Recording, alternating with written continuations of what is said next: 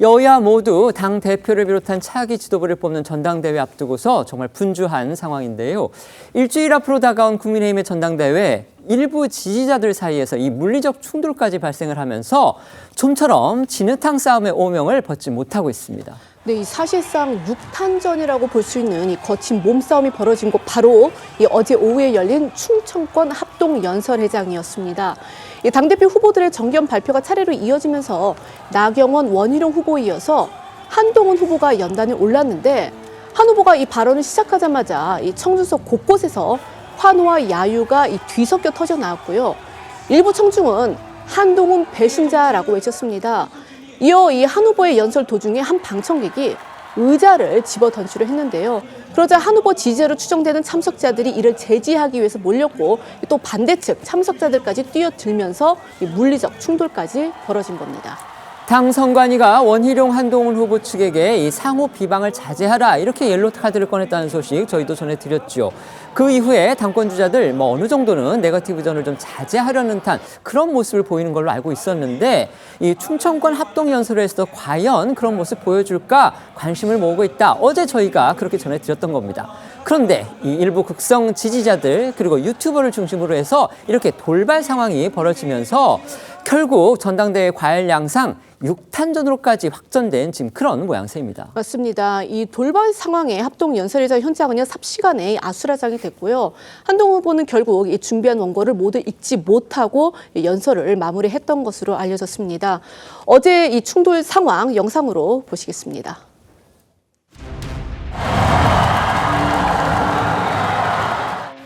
대전 충청의 당원 동지 여러분, 한동훈입니다.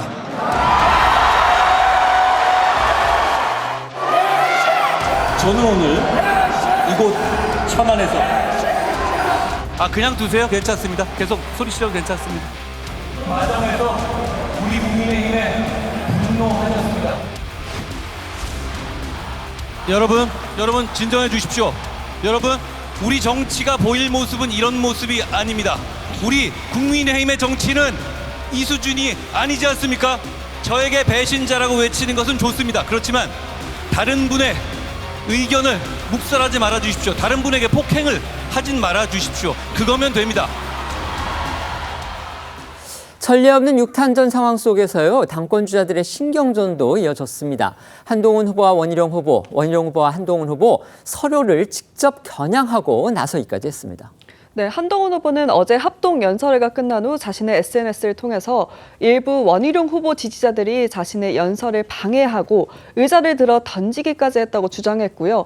원희룡 후보 역시 즉각 SNS를 통해서 타 후보에게 책임이 있는 것처럼 주장하는 건 용납하기 어려운 행태라고 맞받아쳤습니다. 두 후보의 신경전은 오늘도 이어졌는데요. 한 후보는 한 언론 유튜브를 통해 합동 연설회가 폭력의 장이 된 것에 대해 국민들께 죄송하다면서도 원 후보 지지자들이 연설을 방해한 것은 사실이라고 거듭 강조했고요. 자신이 네거티브를 한 적이 있냐며 근거 없는 비방에 방어한 것뿐이라고 목소리를 높였습니다.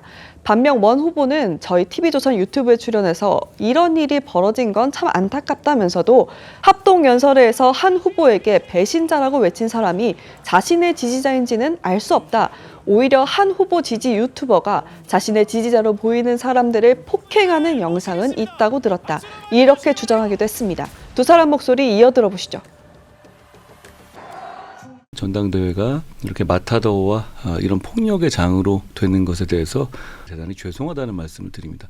그런데 이 말씀을 좀 드리고 싶어요. 그게 자꾸 상호 충돌 내지는 상호 비방으로 말씀하시는데 첫째, 제가 네거티브를 하나라도 한 게 있습니까? 나중에 보니까 좀 계획하고 와서 난동을 피운 그런 거더라고요. 원희룡 후보 지지자들이 저에게 그렇게 연설 방해를 했던 것은 맞고요. 저는 그 현장을 보지를 못했고요. 아무튼 한동훈 후보를 반대하는 이제 구호를 외친 모양인데 그게 저희 지지자인지 다른 지지자인지는 저희는 알 수가 없죠. 또 한 후보 측을 지지하는 유튜버가 이제 그 원 후보를 지지하는 걸로 보이는 사람들을 또 폭행하는 폭행을 이런 했다고? 그건 아예 영상이 있죠. 참 안타까운 일이고요.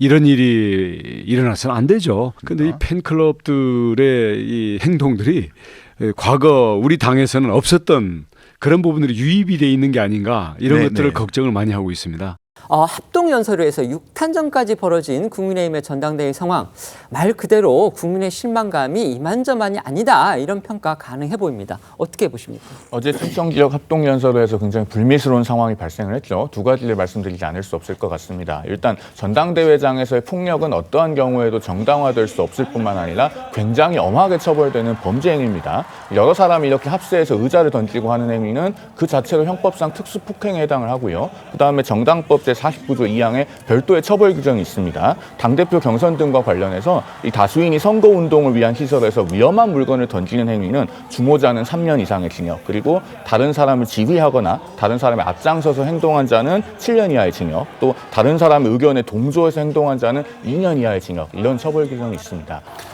그 연단 밑에서 있었던 물리적 충돌 외에 저는 이 청중석에서의 어떤 이 연호하면서 갈등하는 모습부터 뭔가 사단이 나겠다라는 생각이 좀 들었었습니다. 네. 그게 그럴 수밖에 없었던 것이 먼저 연설에 나섰던 나경원 후보 같은 경우 이 국정농단이나 당무 개입을 언급하면서 박근혜 대통령 탄핵을 언급했습니다.